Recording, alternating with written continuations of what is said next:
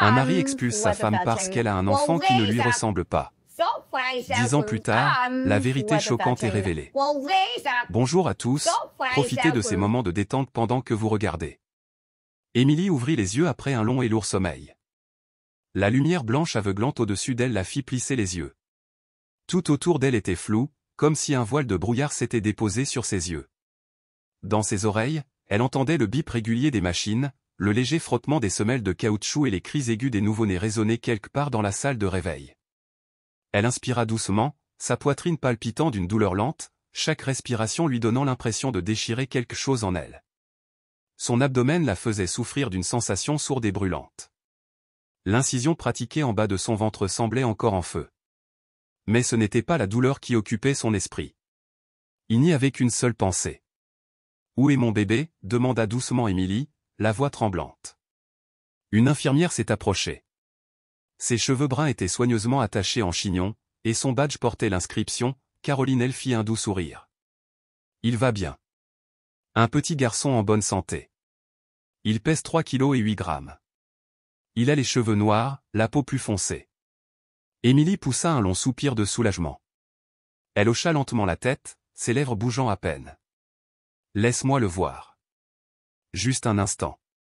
Je vais appeler quelqu'un pour le faire entrer, répondit Caroline en se précipitant vers la porte.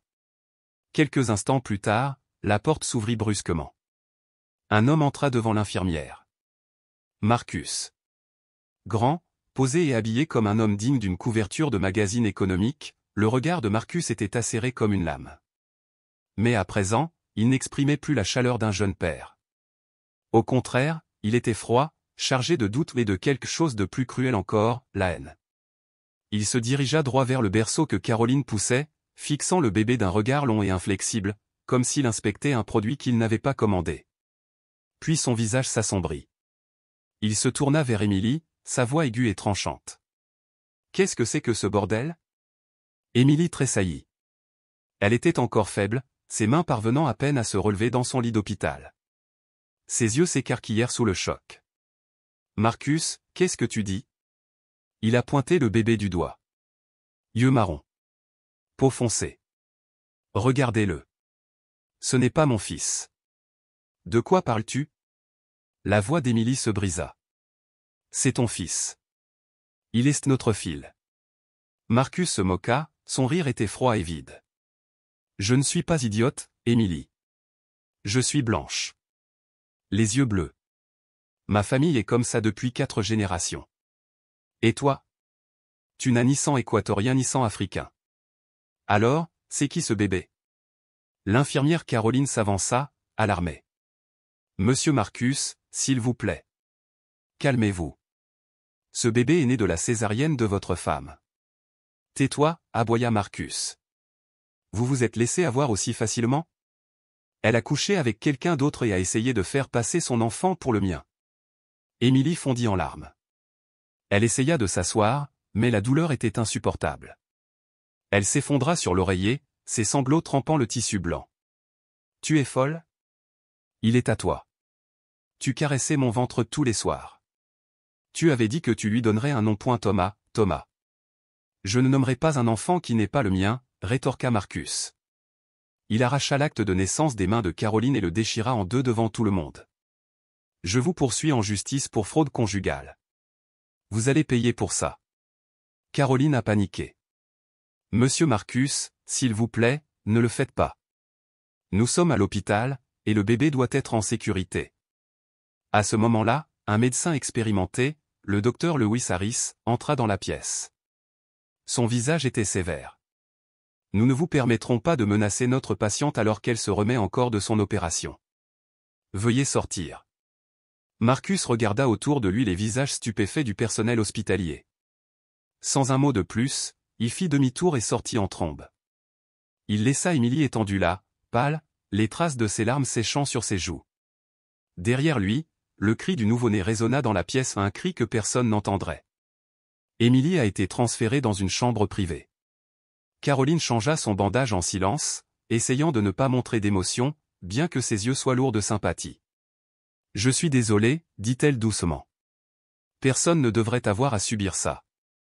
Je ne sais pas pourquoi Marcus a agi comme ça, balbutia Émilie, encore sous le choc. Je ne sais pas non plus, dit doucement Caroline, mais je te crois. Bébé Thomas est à toi. Et je crois qu'il est l'enfant de quelqu'un que tu aimes. Émilie tendit la main et prit celle de Caroline. Dans l'obscurité de l'humiliation et de la suspicion, la moindre chaleur venant d'un inconnu suffisait à la faire pleurer à nouveau. Cette nuit-là, Émilie n'a pas dormi. Elle resta immobile, la main posée sur son ventre vide, les yeux fixés au plafond. Elle avait l'impression d'avoir survécu à une exécution publique, une exécution sans effusion de sang, mais plus brutale que n'importe quelle lame. Le lendemain matin, Caroline entra dans la pièce avec une expression sombre. « Émilie, je dois te dire ceci. Marcus a contacté son avocat. L'hôpital a reçu l'ordre de ne pas te laisser ramener le bébé à la maison. » Quoi? Émilie n'en croyait pas ses oreilles. « Tu dois quitter l'hôpital aujourd'hui. Avec bébé Thomas. Personne ne vient te chercher? Ma mère habite à l'extérieur de la ville. Sa famille. Ils m'ont tous coupé les vivres. Comment je suis censé y aller? » Caroline posa doucement une main sur son épaule. « J'essaierai de parler au docteur Lewis. Cela vous fera peut-être gagner du temps, mais la décision finale ne nous appartient pas. » Émilie serrait la couverture, tremblante. Moins de 24 heures après son accouchement, on la jetait dehors. Pas de fleurs. Pas de mari. Pas de félicitations. Juste un corps endolori, un bébé qui pleurait, et un ciel maussade et pluvieux sur New York. Avant de partir, Émilie jeta un coup d'œil dans le couloir de l'hôpital. Une jeune infirmière a murmuré à sa collègue, « J'ai entendu dire que son mari est riche. » Il a probablement compris qu'elle la trompait. L'autre répondit doucement, « Peut-être qu'elle ne sait pas vraiment qui est le père du bébé. Regarde ce gamin. Il ne ressemble pas du tout au père. » Émilie a tout entendu. Elle serra Thomas plus fort contre sa poitrine. Dehors, la pluie commençait à tomber au loin. Un agent de sécurité de l'hôpital a crié, « Millie, ton taxi est là. » Elle marchait comme un fantôme. Seul Thomas s'agitait légèrement dans ses bras, ses petites mains tendues, tremblantes dans l'air froid. Le taxi s'engagea dans une rue étroite à côté de l'hôpital. Des lumières jaunes se brouillaient sous la pluie, comme des souvenirs trempés de larmes. Émilie était assise sur la banquette arrière, serrant bébé Thomas contre elle, enveloppé dans une couverture d'hôpital. Même son manteau lui avait été emprunté, Marcus avait pris tous ses bagages la veille. Le conducteur âgé, dont le badge portait le nom Antoine, lui jeta un coup d'œil à travers le rétroviseur et demanda doucement, « Où allez-vous, madame ?» Émilie se mordit la lèvre. Elle n'avait pas pleuré depuis sa sortie de l'hôpital, mais maintenant, il lui était impossible de se retenir. 18 avenue Atlantique, la maison de ma mère. Anthony hocha la tête. Il ne posa plus de questions, mais de temps à autre, il jetait un coup d'œil à l'enfant endormi dans ses bras. Thomas dormait paisiblement, le visage calme, inconscient du monde qui allait réduire sa mère en poussière. La voiture s'est arrêtée devant une vieille maison, les murs tachés par la pluie, le toit vert de mousse. Émilie a essayé de payer, mais Anthony a secoué la tête. Considérez cela comme un cadeau de bienvenue pour le bébé. Je vous souhaite à tous les deux la paix. Elle le regarda, émue au-delà des mots. La porte s'ouvrit. Isabelle, sa mère, se tenait là, une serviette enroulée autour des épaules, tremblant légèrement. Elle revenait des funérailles de son mari, le père d'Émilie, moins d'une semaine auparavant. Son visage était pâle, épuisé et insomniaque. « Oh mon Dieu, Émilie, tu es à la maison. » Émilie ne répondit pas. Elle s'avança simplement et s'effondra dans les bras de sa mère, sanglotant sans retenue. Cette nuit-là, la chambre à l'étage était aussi froide qu'un tombeau. Le chauffage était en panne depuis longtemps. Et Isabelle ne pouvait pas se permettre de le réparer. Émilie était assise sous les couvertures, allaitant Thomas. La douleur de l'incision était toujours vive et persistante, mais peu à peu, le lait commença à couler. La pièce se remplit d'une odeur de sang, de lait et d'humidité. Tandis qu'Émilie regardait son bébé tété, les larmes revinrent, silencieuses, incontrôlables. Isabelle entra, posant un verre d'eau chaude sur la vieille table en bois. « Pourquoi Marcus n'est-il pas venu avec toi ?» demanda-t-elle. Émilie resta silencieuse. « Vous vous êtes disputés tous les deux ?»« Maman, il m'a mise à la porte. » Juste après la naissance. Isabelle se figea. Après un long silence, elle ne put que murmurer « Mon Dieu !» Il a dit que Thomas n'était pas de lui. Juste parce qu'il avait la peau un peu plus foncée. Ce salaud, siffla Isabelle. Qu'est-ce qu'il connaît à la génétique? Personne ne veut faire de test ADN. Ils disent que c'est inutile, parce qu'ils ne croient pas que j'en vaille la peine. Isabelle s'assit. Son visage se crispa. Son cœur, déjà fragile, avait l'impression d'avoir reçu un nouveau coup de poignard. Tu restes ici. Cette maison est peut-être en ruine, et je suis peut-être vieux, mais personne n'a le droit de te mettre dehors. Émilie tenait la main de sa mère. Pour la première fois depuis des années, elle se sentait à nouveau enfant. 3 jours plus tard, une femme d'âge moyen nommée Lauren Young, la cousine de Marcus, se présenta à la porte d'Isabelle. Elle portait un trench coat de créateur, le visage méticuleusement maquillé, le regard froid comme l'acier. Je suis ici pour récupérer quelques affaires qui lui restent. Il ne veut rien garder en lien avec Émilie. Isabelle serra plus fort la poignée. Sa voix était basse, fulminante entre ses dents serrées. Tu viens chez moi et tu parles comme ça? C'est irrespectueux. Lauren haussa les épaules. Je ne fais que suivre les instructions. Notre famille ne veut rien savoir d'une femme trompeuse. Émilie entendit le vacarme et sortit, Thomas dans ses bras. Si vous êtes ici pour récupérer ces affaires, prenez-les. Mais n'insultez pas ma mère. Lauren regarda Thomas et se moqua. Eh bien, regarde ça. Elle ose même exhiber le garçon. Il ne ressemble en rien à Marcus. Le visage d'Émilie s'empourpra de colère, mais elle ne dit rien. Elle serra simplement son enfant plus fort. La semaine suivante fut un enfer.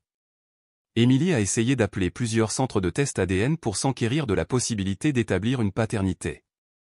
Mais le coût était trop élevé. Elle n'avait pas assez d'argent. Nous avons besoin du consentement du père pour une comparaison précise, a déclaré un employé du laboratoire par téléphone. Et si le père n'est pas d'accord? Je suis désolé. On ne peut pas forcer les choses. Les lois sur la protection de la vie privée l'interdisent. Émilie raccrocha, les mains tremblantes. Une autre porte lui claqua au nez.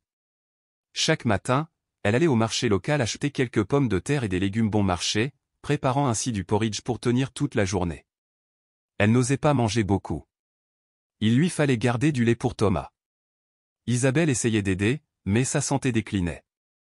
Chaque toux donnait l'impression que son cœur allait s'arrêter. Je vais essayer d'accéder à la retraite de ton père. Ça pourrait t'aider pendant quelques mois, murmura Isabelle après un essoufflement. Non, maman. Tu as besoin de cet argent pour tes médicaments pour le cœur. Je trouverai quelque chose. Je ne peux pas continuer à vivre comme ça. Cette nuit-là, Émilie a marché près de 2 kilomètres jusqu'à un petit restaurant appelé Blanchisserie Sun, où elle travaillait pendant ses études. Le propriétaire, Monsieur Matthew Rogers, avait autrefois pris soin d'elle comme de sa fille. « Émilie ? C'est toi ?» demanda Matthew, surpris de la voir porter Thomas. « J'ai besoin d'un travail, oncle Matthew. Je peux faire la vaisselle, nettoyer les sols, tout. » Matthew soupira. Il regarda Thomas, puis Émilie. Son visage paraissait plus vieux que dans ses souvenirs. « Je n'ouvre plus que le soir. Je suis seul en cuisine. Si ça ne te dérange pas de faire des gardes de nuit, je peux le faire. J'ai juste besoin de quelques heures par nuit. Je m'occuperai de mon fils pendant la journée. » Matthew hocha la tête. « Essaie une semaine. Si ça marche, je te garde. » Chaque nuit, Émilie laissait donc Thomas dormir dans la petite pièce attenante à la cuisine du restaurant, en installant un babyphone à proximité. Elle lavait la vaisselle, lavait les sols et servait les clients ivres. Un soir, un homme ivre me taquina, « Tu es trop jolie pour faire des petits boulots. Ou alors tu préfères vivre la vraie vie ?» Émilie eut un demi-sourire. « J'aime gagner suffisamment pour nourrir mon enfant. » Une semaine plus tard, elle recevait son salaire, $42. Elle le dépensa entièrement en sirop contre la toux et en médicaments contre la fièvre pour Thomas, qui avait commencé à perdre du poids et à tousser la nuit.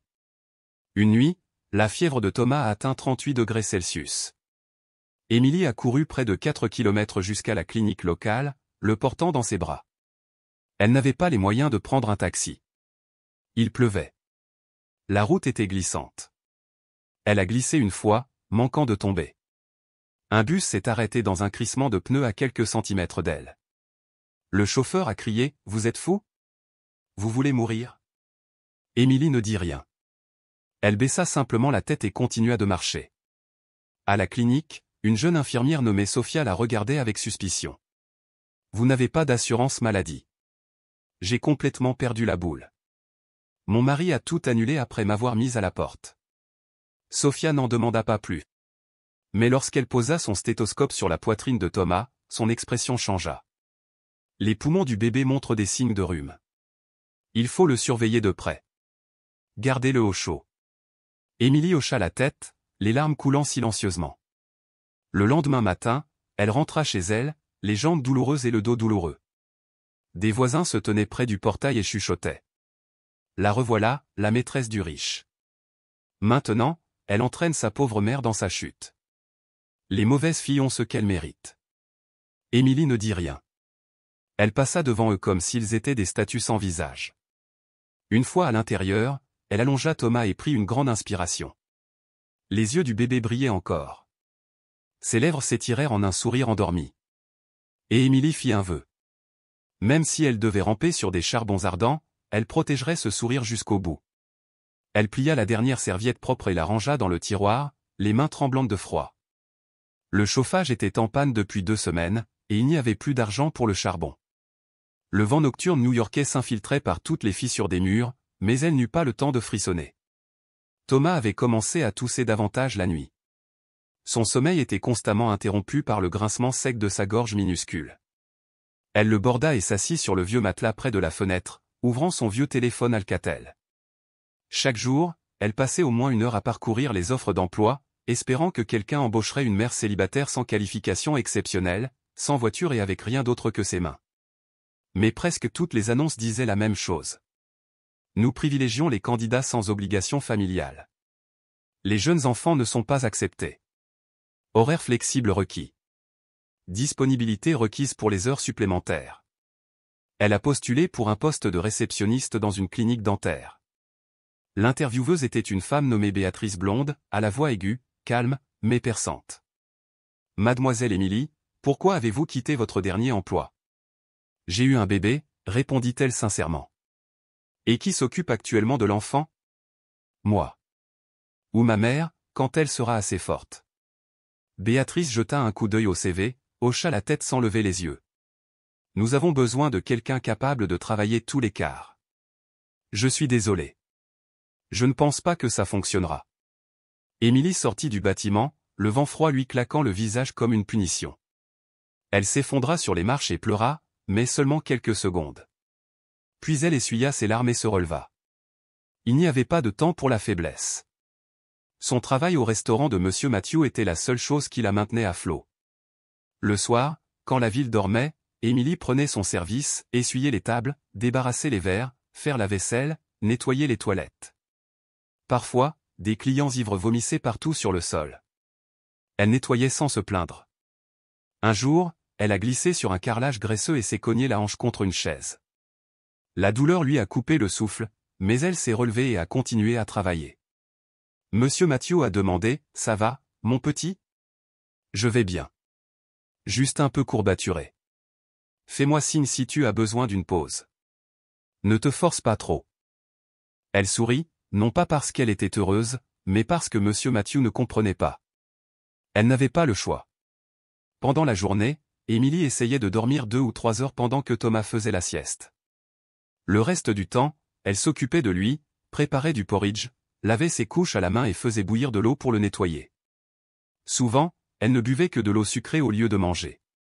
Son corps commença à protester. Ses yeux s'assombrirent. Ses jambes s'engourdirent souvent. Son esprit s'embruma. Un matin, alors qu'elle sortait les poubelles, elle s'est effondrée dans la cour. Isabelle, paniquée, sortit en courant et appela ses voisins à l'aide. Un voisin âgé. Madame Mélissa regarda Émilie, son regard était un mélange de pitié et de dédain. Travailler juste après un accouchement ? Quel genre de mère laisse sa fille souffrir ainsi ? Isabelle garda le silence, pleinement consciente que tout le monde blâmait Émilie pour leurs difficultés. Pourtant, elle aussi se sentait impuissante. Elle avait fait une demande d'aide sociale pour son défunt mari, mais les démarches étaient toujours en cours. C'était une question d'attente, et à mesure que Thomas grandissait, sa santé devenait plus fragile. Il luttait fréquemment contre des fièvres nocturnes, peinait à respirer et son petit corps se recroquevillait de douleur à chaque toux. Émilie l'avait emmené à la clinique d'innombrables fois, pour se voir remettre des antipyrétiques et dire « gardez-le au chaud ». Un jour, l'infirmière Sophia a demandé « avez-vous essayé de demander une aide sociale ?» Émilie a répondu « oui, mais ils m'ont dit qu'il me fallait des documents légaux prouvant la perte de la garde ou la séparation d'avec le père. Je ne les ai pas. Donc, légalement, le père conserve ses droits parentaux. Légalement, oui. » Elle a continué point. Mais il est parti dès la naissance de Thomas. Sophia soupira. Elle était l'une des rares personnes à ne pas juger Émilie, mais même elle ne pouvait pas lui être d'une grande aide. Un soir, après avoir donné ses médicaments à Thomas, Émilie entendit frapper à la fenêtre. C'était Lewis, l'étudiant d'à accent grave côté, étudiant en ingénierie. Il lui tendait un sac en papier point. « Mademoiselle Émilie, ma mère m'a envoyé du pain et du lait. » Elle a dit, « c'est pour le bébé. » Émilie prit le sac, la gorge serrée point. « Merci. Vous et Madame Teresa. » Lewis se gratta la tête maladroitement point. « J'ai aussi inclus une écharpe en laine que j'ai tricotée. Le bébé doit avoir froid. » Émilie ouvrit le sac et vit une écharpe bleu pâle. Ses yeux la piquèrent lorsqu'elle la toucha délicatement point. « Tu as tricoté ça toi-même » Elle a demandé point. « Oui, ce n'est pas très joli, mais il fait chaud. » Émilie sourit pour la première fois depuis des jours point. « C'est magnifique. Thomas va adorer. » Mais tout le monde n'était pas tendre. Un soir, une femme d'âge moyen, le visage rouge d'alcool, jeta un coup d'œil à Émilie tandis qu'elle débarrassait les tables et se tourna vers son ami point. Enceinte et larguée. Alors maintenant, elle nettoie les tables. Certaines femmes devraient vraiment savoir où est leur place. Émilie, à seulement 2 tables de là, entendait chaque mot. Sa main serrait le chiffon jusqu'à ce que ses jointures blanchissent, mais elle ne disait rien. Elle continuait d'essuyer, trait par trait, tâche par tâche. Après cette nuit-là, Mathieu l'a appelée dans la cuisine point. « Émilie, tu n'as pas à endurer ça. »« Je vais bien, mon oncle. » Répondit-elle en essayant de paraître impassible point. « Je connais quelqu'un qui possède une laverie. Moins de clients, et c'est du travail de jour. Tu veux changer ?» Émilie hésita mais répondit, « Je n'ai personne pour surveiller Thomas pendant la journée. » Mathieu a offert, si nécessaire, je peux lui demander de te laisser travailler à temps partiel. Ça t'aidera à mieux gérer les choses. Elle décida d'essayer. La semaine suivante, Émilie commença à travailler à Sun Laundry, une laverie automatique tenue par une veuve nommée Martha. Le travail était pénible, repasser les costumes et les pantalons des employés de bureau, mais au moins, c'était moins dégradant que le bar. Chaque jour, elle emmenait Thomas avec elle et le déposait dans un panier en osier près du radiateur. La plupart des clients ne le remarquaient pas, à l'exception d'un homme d'âge moyen en costume. « Je me souviens de vous, » il a dit point. « Vous êtes Émilie, n'est-ce pas? Vous travaillez chez Smith & Lewis Financial Management. » Émilie se figea. C'était son ancien directeur de succursale, Monsieur Albert point. « Oui, j'ai travaillé là-bas, dit-elle en forçant un sourire étrange point. « Je pensais que tu étais parti vivre à l'étranger avec ton mari. »« Mon mari a choisi de rester ici, mais pas avec moi, » elle a répondu. Il hocha la tête, le regard brièvement troublé, mais n'en demanda pas plus. Un jour, après un service, Martha s'approcha d'Émilie et lui tendit un morceau de papier point. Un client s'est plaint qu'une mère célibataire amenait son bébé au travail à la laverie. Il a trouvé cela peu professionnel. Émilie se figea point. « Tu me demandes d'arrêter » demanda-t-elle, la voix tremblante. « Non, Martha répondit point. Je voulais juste te prévenir. Si d'autres personnes se plaignent, je risque de ne plus pouvoir te garder. » Émilie hocha la tête, serrant Thomas contre elle. Une fois de plus, la menace de tout perdre pesait sur elle. Ce soir-là, en rentrant chez elle, Isabelle était assise à table, l'air hébété point. « Maman, ça va? Tu as reçu une lettre de l'avocat de Marcus. » Émilie ouvrit l'enveloppe et lut les lignes froides. « Vous êtes tenu de cesser tout acte diffamatoire, tout contact intentionnel ou toute utilisation de l'image ou du nom de Marcus Johnson à des fins personnelles ou juridiques. Toute violation entraînera des poursuites judiciaires. Elle serra la lettre, le cœur vide. Les yeux d'Isabelle s'embuèrent point. Il veut t'effacer, comme si tu n'avais jamais été sa femme. Émilie se tenait là, les yeux fixés sur Thomas endormi dans son berceau. Le vent hurlait dehors, mais le froid dans sa poitrine était bien pire. Elle murmura, « C'est bon. J'ai toujours mon fils. J'ai toujours ma mère. Ils peuvent effacer mon nom du papier, mais pas la vérité. » 3 mois après la sortie d'Émilie de l'hôpital, Forbes publiait un numéro spécial. En couverture, Marcus Johnson portait un élégant costume noir, une coupe de champagne à la main, le regard glacial fixé sur l'objectif. Le titre doré disait « Marcus Johnson, l'homme nouveau, résilie après une tragédie conjugale ». Émilie a vu l'article en essuyant une table à la laverie Sun Laundry. Un client avait laissé le magazine sur une chaise. Elle l'a ramassé, scrutant chaque mot du regard. Après une crise personnelle causée par la trahison de sa femme et la grossesse d'un autre homme, Marcus a gardé son calme. Il est désormais fiancé à Lucy Smith, la fille du gouverneur de Californie. Une nouvelle vie. Un nouveau chapitre plein de promesses. Elle laissa échapper un rire léger, assez amer pour lui faire pleurer. Matthew le vit et lui prit délicatement le magazine des mains. Tu n'as pas besoin de lire ces conneries. Je voulais juste savoir comment ils ont réécrit l'histoire de ma vie. Émilie répondit. Le mariage de Marcus et Lucy eut lieu au château historique de Hearst, largement médiatisé. Des hélicoptères transportèrent les invités VIP et une piste de danse fut installée sur le toit. Le feu d'artifice dura 15 minutes. Lucy portait une robe de mariée en dentelle française, tenant le bras de Marcus comme des personnages de contes de fées.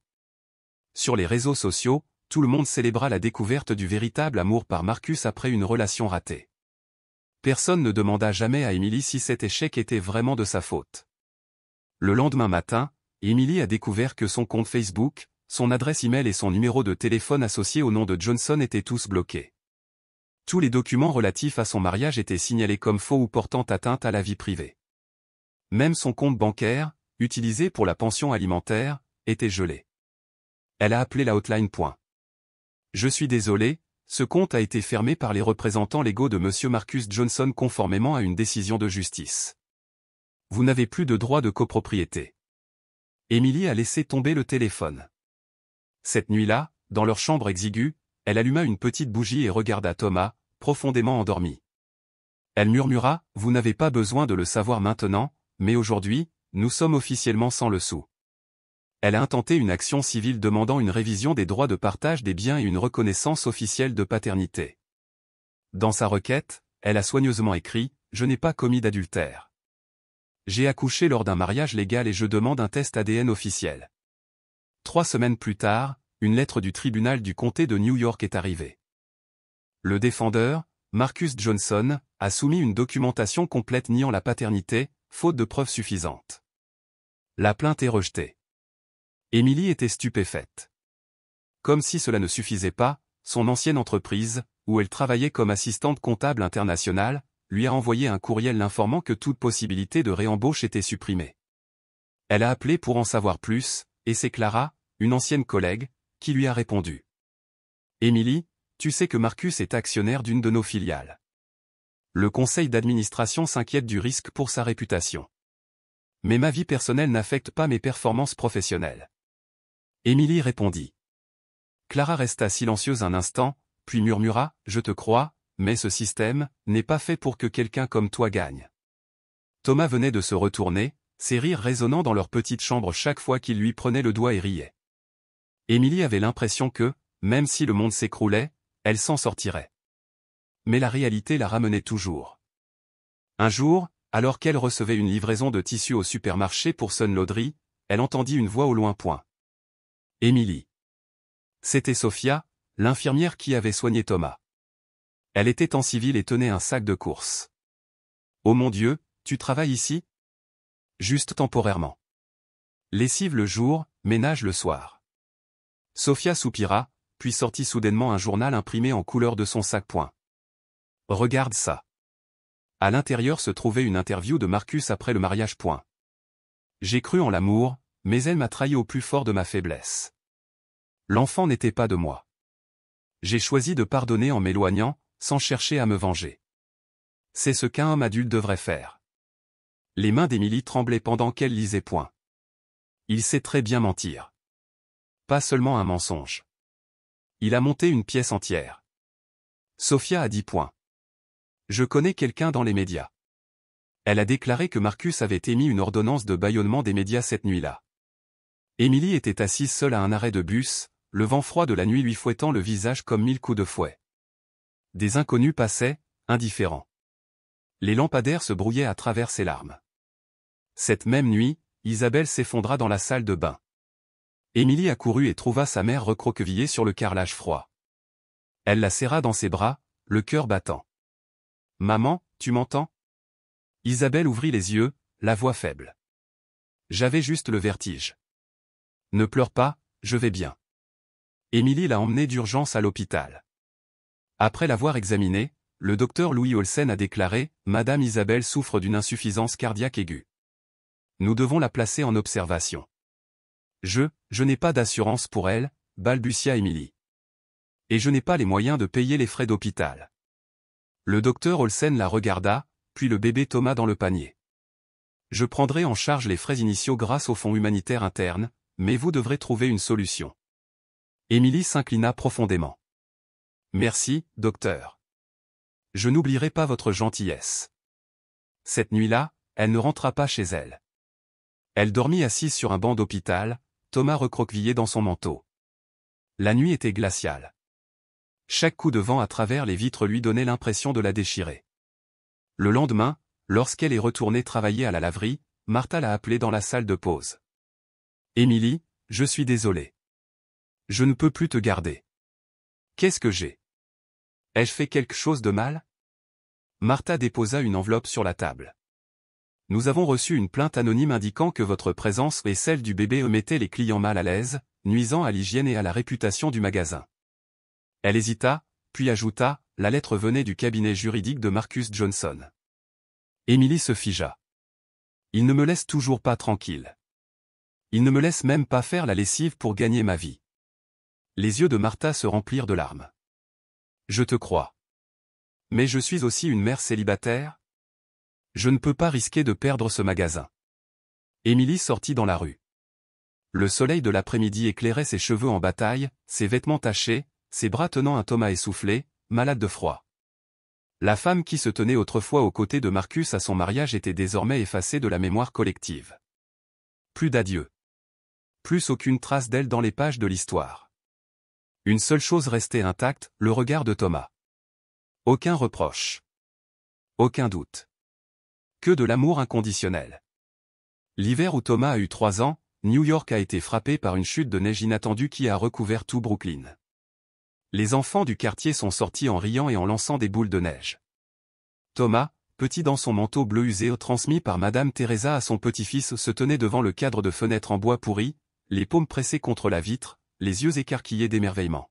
« Maman, la neige est-elle vraiment si blanche ?» demanda-t-il.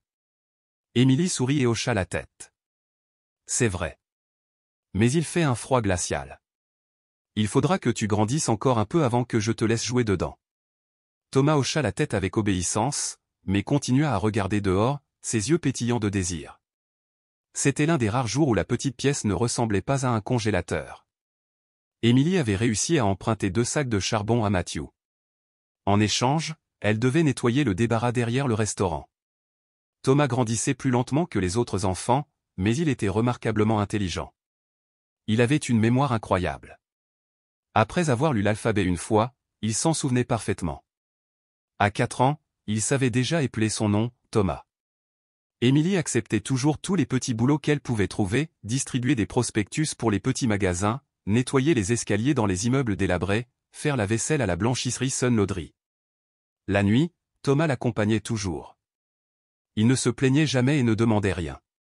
Un après-midi, pendant que sa mère frottait les chiffons dans l'évier, Thomas se tenait sur une chaise derrière le comptoir, aidant Matthew à ramasser les verres sur les tables. Matthew rigola. « Tu comptes devenir serveur, Thomas ? » ?»« J'aide ma mère. »« Elle est vraiment fatiguée, » répondit-il fermement. Émilie l'entendit. Son cœur se serra d'amour et de douleur.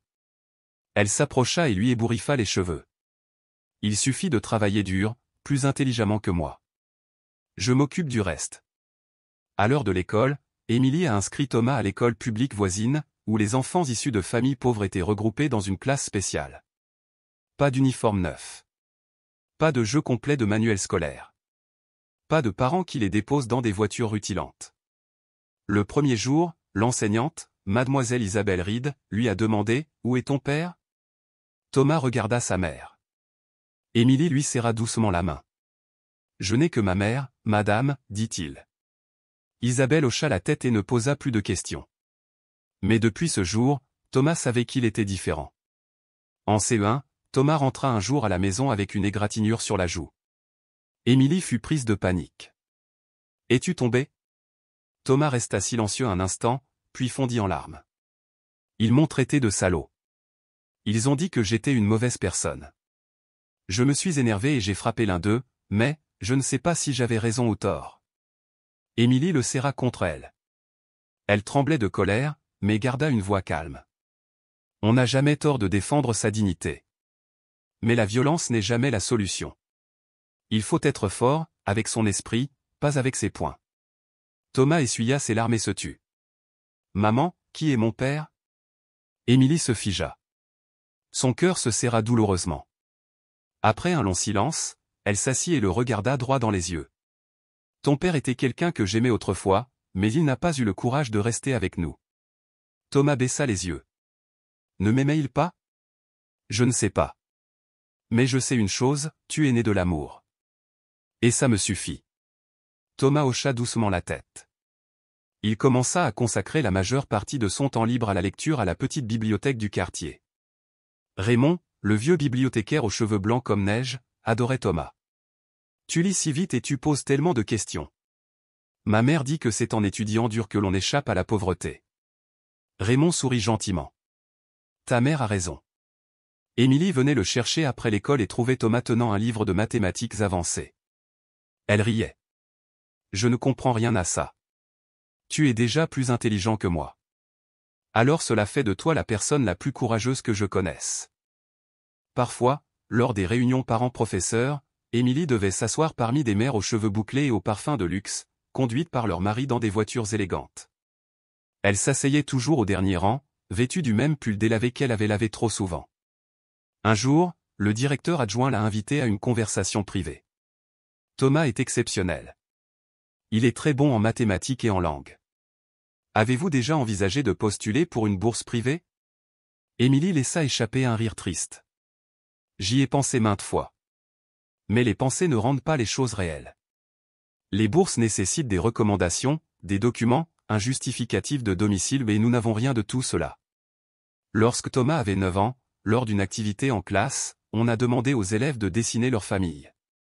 Il a dessiné une petite pièce, sa mère cousait une chemise et lui-même faisait ses devoirs à côté d'elle. Il n'y avait pas de père sur la photo.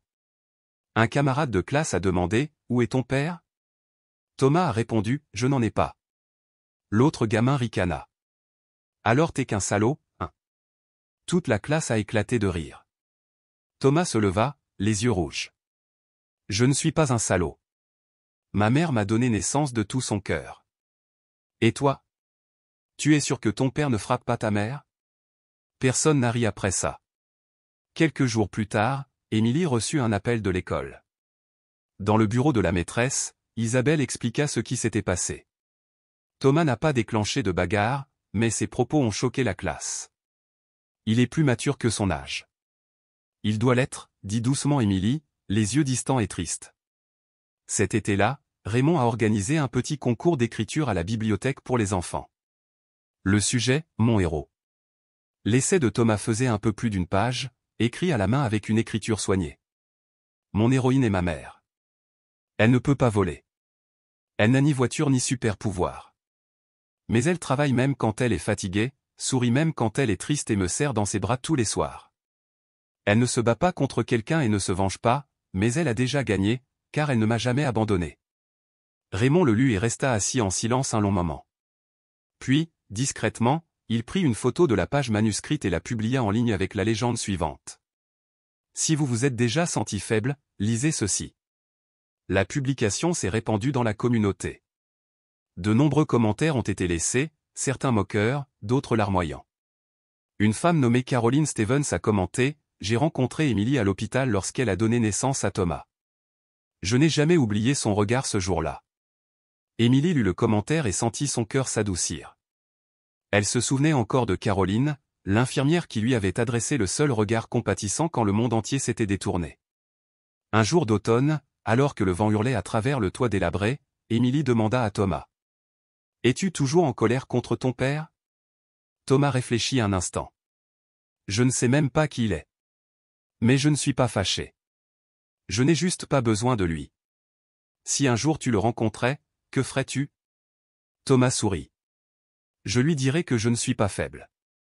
Je suis plus fort qu'il ne l'aurait jamais imaginé. » Emily prit son fils dans ses bras. Son cœur fondit, mais ne se brisa pas. Thomas était la lumière de sa vie, une lumière née dans la boue mais jamais souillée par elle.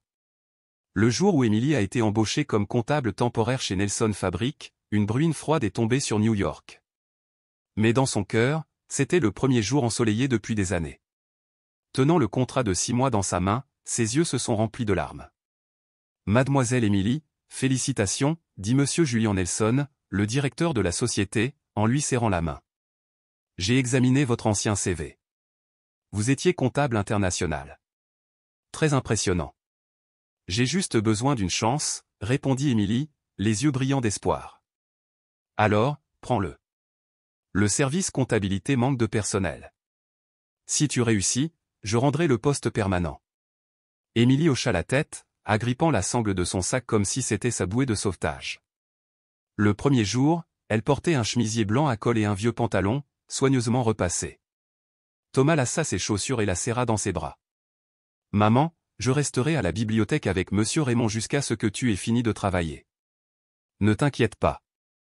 Tu es vraiment mon petit bonhomme, dit-elle en l'embrassant sur le front. » Nelson Fabric était une petite entreprise, propre et accueillante. Sa collègue, Béatrice Moore, avait à peu près son âge.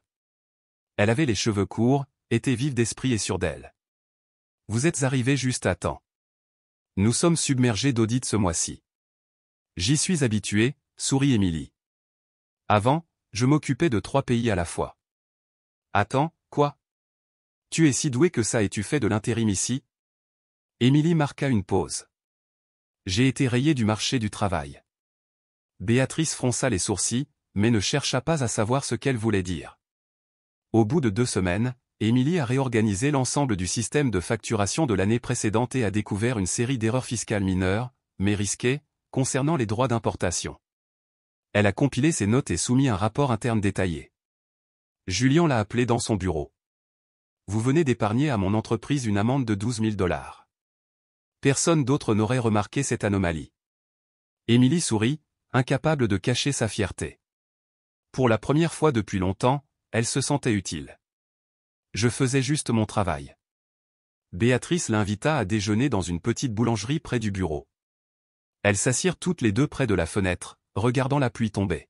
« Tu as un enfant ?» demanda Béatrice. « Ouais. Un garçon. Thomas. Il a 9 ans. Est-ce que papa est toujours là ?» Emily secoua la tête d'une voix douce comme la brise. Il pensait que Thomas n'était pas de lui, et il y croyait si profondément qu'il n'a même pas eu besoin de faire un test ADN. Béatrice ne dit rien, mais son regard s'adoucit. Emily le savait, certaines personnes n'écoutent pas pour juger. Elles écoutent pour comprendre. Au cours de la 4e semaine, l'entreprise a participé à une conférence sur le secteur textile au Hilton Midtown. Julian a demandé à Emily de se joindre à l'équipe pour gérer les frais de comptabilité et assurer la liaison avec un groupe de visiteurs de Savannah. Emily ne possédait pas de tenue professionnelle appropriée. Béatrice lui a offert une robe bleu marine et une paire de talons. Elles appartiennent à ma sœur. Elles iront. Porte-bonheur. Emily se regarda dans le miroir. Elle reconnut à peine son reflet, des yeux minces, sérieux et brillants de concentration. Elle n'était plus l'Emily des bas-fonds de Brooklyn. Elle était redevenue l'Emily autrefois considérée comme une étoile montante de la comptabilité. Lors de la conférence, elle a pris des notes avec diligence pendant les présentations. Lorsque les invités de Savannah l'ont interrogée sur les fluctuations du taux de change de l'année dernière, elle a répondu avec aisance et précision, les impressionnant. Un homme à côté d'elle, qui écoutait depuis 15 minutes, s'est soudainement retourné. Je connais cette voix. Émilie se retourna. Son cœur fit un bond. Marcus. Il se tenait là, grand comme toujours, cheveux impeccables, costume bleu marine, cravate italienne fine. Mais ses yeux-là ne lui étaient pas inconnus. Toujours les mêmes qu'il avait transpercés en plein cœur dans la salle d'accouchement. « Émilie » dit Marcus avec un léger sourire amer. « Que fais-tu ici » Julien s'est rapidement avancé pour la présenter. « Monsieur Marcus, voici notre nouvelle comptable. C'est elle qui a corrigé tout notre système comptable le mois dernier. » Marcus plissa les yeux. « Comptable, hein ? C'est bizarre.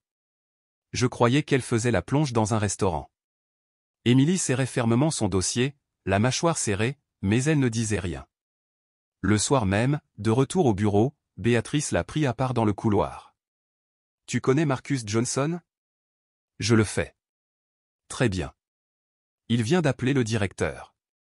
Il a dit que vous aviez été poursuivi pour fraude. Accusé de diffamation pour avoir utilisé son nom. Julien est en réunion d'urgence. » Émilie resta figée. Le lendemain, elle fut convoquée dans le bureau du directeur. Julien était assis derrière son bureau, les yeux rivés sur les papiers devant lui. « J'ai reçu un appel de Johnson Enterprises. Ils m'ont dit que j'avais des problèmes personnels qui pourraient nuire à la réputation de l'entreprise. Honnêtement, je me fiche des affaires personnelles. Mais les affaires sont les affaires. Tu me vires ? Je dois résilier le contrat plus tôt que prévu. Nous vous paierons les 4 semaines complètes. » Émilie se leva. Elle ne pleura pas. Elle ne supplia pas. Elle dit simplement à voix basse, « Merci de m'avoir permis d'être une personne normale pendant un mois. » Elle est sortie. Thomas l'attendait dans le couloir. Raymond avait son jour de congé. En voyant son visage, il courut vers elle. « Pourquoi es-tu rentrée si tôt, maman ?» Émilie s'agenouilla et le serra dans ses bras. Elle ne savait pas quoi dire, mais Thomas avait déjà compris. « Ils t'ont viré, n'est-ce pas ?»« Ouais. C'est encore à cause de lui, n'est-ce pas ? Il t'a fait quelque chose ?» Émilie hocha la tête. Thomas lui tenait fermement la main. « N'abandonne pas, maman. Tu ne peux pas. Si tu abandonnes, je ne saurai plus en qui croire. » Ce soir-là, Émilie s'est assise et a réécrit tous les registres et audits qu'elle avait édités dans l'entreprise sur son ordinateur portable personnel. Elle ne voulait rien leur enlever, seulement sa dignité. Béatrice a envoyé un message. « Je suis désolée. J'ai essayé de me battre pour toi. Mais Marcus est trop puissant. Qui oserait s'opposer à Johnson Enterprises ?» Elle n'a pas répondu. Cette nuit-là, Isabelle fut victime d'une légère crise cardiaque. Émilie resta éveillée toute la nuit, surveillant sa tension artérielle. Assise près du lit, elle regardait son fils endormi, la tête posée sur les genoux de sa grand-mère. Elle se demandait, si je disparaissais, Thomas aurait-il encore un endroit sur lequel s'appuyer ? Puis elle secoua la tête. Non. Elle ne pouvait pas disparaître. C'était sa mère. Le lendemain matin, elle apporta son dernier CV à la poste. Alors qu'elle faisait la queue, une femme d'âge moyen passa et chuchota à son amie. C'est elle, l'ex de Marcus. J'ai entendu dire qu'elle avait essayé de kidnapper son enfant et qu'elle avait dû fuir. Émilie entendit chaque mot. Mais elle ne se retourna pas, ne répondit pas. Elle serra simplement son CV et regarda droit devant elle. À la maison, elle avait accroché la robe bleu marine de Béatrice à un crochet. Elle ne l'avait pas lavée. Elle ne l'avait pas pliée. Elle la voulait là, preuve que, pendant quelques semaines, elle avait été respectée. Cette nuit-là, elle écrivit dans son carnet. 3 novembre. La lumière peut vaciller. Mais si une ombre est assez grande, elle peut être éteinte. Pourtant, je rallumerai la flamme, même jusqu'à mon dernier souffle. L'école publique 124 a organisé une collecte de sang pour tous les élèves de CM2. Thomas, alors âgé de 10 ans, s'y est rendu tôt le matin avec Émilie. Il portait une chemise d'uniforme bleu, les cheveux soigneusement peignés à l'eau, un sac à dos en bandoulière comme tous les autres garçons. Émilie était assise dans le coin parent, jetant un coup d'œil à l'horloge de temps en temps. Elle avait pris sa journée, même si Mathieu avait besoin d'aide au restaurant. Mais Thomas l'avait supplié. « Je veux que tu viennes, maman. C'est la première fois que je fais quelque chose d'adulte. » Elle ne pouvait pas dire non à ce regard. La collecte de sang était bien organisée. L'infirmière en chef Melissa Lewis cochait les noms un par un. Quand ce fut le tour de Thomas, elle marqua une pause, observant le groupe sanguin temporaire sur la machine. « Ah, le groupe de Bombay, murmura-t-elle, les yeux écarquillés. « Quelque chose ne va pas, demanda Emily en s'avançant. « Êtes-vous la mère de l'enfant » ? « Oui. »« Son nom est Thomas Johnson, pardon, Thomas Wilson. » Melissa pinça les lèvres. « Quel est ton groupe sanguin » ? « Moi » ? « Oh. Eh bien, c'est étrange. Le groupe sanguin Bombay est extrêmement rare, seulement 0,00004% de la population mondiale. On le découvre généralement par hasard, mais son héritage génétique est très spécifique. Nous recommandons de le vérifier par un test ADN mère-enfant. Emily fronça les sourcils, le cœur battant. Qu'est-ce que tu insinues ? Rien de grave. Mais s'il a besoin d'une transfusion sanguine ou d'une greffe de moelle osseuse, il faut en être certain. Parfois, les dossiers médicaux sont erronés. Je vous conseille de confirmer le lien biologique, par mesure de sécurité. Emily hocha automatiquement la tête, mais à l'intérieur, son esprit était en ébullition. 3 jours plus tard, au centre d'analyse biologique de l'hôpital Mount Sinai, Emily et Thomas ont soumis des échantillons pour un test ADN de maternité. Elle a choisi l'option la moins chère, ce qui impliquait une attente de 2 semaines. Lors de la prise de sang, Thomas a demandé « Tu ne crois pas que je suis ton fils ?» Emily le prit dans ses bras et l'embrassa sur le front. « Je crois en toi plus qu'en moi-même. Mais parfois, on a besoin de preuves, non pas pour croire, mais pour protéger la vérité. » Les 2 semaines s'éternisèrent. Isabelle s'affaiblissait, son cœur nécessitant une surveillance régulière. Emily jonglait avec tout, payer ses médicaments, faire la vaisselle, faire des heures supplémentaires pour nettoyer les couloirs de l'hôpital tard le soir. Certaines nuits, elle veillait jusqu'à 3 heures du matin, le dos brûlant comme s'il allait exploser. Pourtant, malgré le peu de sommeil qu'elle dormait, elle était toujours à la maison à temps pour préparer le petit déjeuner de Thomas avant l'école. Lorsque les résultats du test ADN arrivèrent enfin, Emily ne put se résoudre à ouvrir l'enveloppe immédiatement. Elle attendit que Thomas fasse la sieste et qu'Isabelle se repose. Puis, les doigts tremblants, elle la déchira lentement. La probabilité d'une relation mère-enfant biologique entre Emily Wilson et Thomas Johnson Wilson est de 99,999%. Emily expira. Ses mains tremblaient, non pas de peur, mais de soulagement immense. Personne ne pourrait plus le nier. Mais quelque chose d'encore plus bouleversant était sur le point de se produire. Le docteur Lewis Olsen, qui avait autrefois soigné Isabelle, l'a appelée de manière inattendue. « Mademoiselle Emily, je me souviens que vous avez mentionné un jour que votre fils avait le groupe sanguin de Bombay, n'est-ce pas ? » « Oui. »« Pourquoi ? Quelque chose ne va pas ? » « J'ai un parent du côté de ma femme, Monsieur Joseph Johnson, 63 ans. Il a besoin d'une transfusion sanguine en urgence. Le médecin traitant vient de nous suggérer de rechercher des donneurs du groupe de Bombay. Je peux ajouter Thomas à la base de données, même s'il est encore un enfant. » Il marqua une pause, puis ajouta doucement, « C'est probablement une simple coïncidence. Mais le nom de famille de Joseph est Johnson. En consultant le système, j'ai remarqué que le nom complet de votre fils est Thomas Johnson Wilson. Alors je me suis demandé, pourrait-il y avoir un lien familial ? » Emily n'a rien dit. Le docteur Lewis a poursuivi, « Avec votre permission, nous pourrions effectuer un test ADN entre Thomas et Monsieur Joseph, non pas à des fins juridiques, mais uniquement médicales. » Emily se tourna pour regarder Thomas, qui était assis tranquillement en train de lire près de la fenêtre, la lumière du soleil dansant sur ses cheveux doux et bouclés. Elle a ramené le téléphone à son oreille et a dit simplement « Fais-le ». 7 jours plus tard, le docteur Lewis me rappela. Sa voix était tendue, presque tremblante. « Mademoiselle Emily, je viens de revoir les résultats. Vous devriez peut-être vous asseoir. »« Je t'écoute, » dit-elle calmement. Thomas est le petit-fils biologique de Monsieur Joseph Johnson. La compatibilité génétique est parfaite. Il y eut un silence, le poids de la vérité s'imposant dans le silence.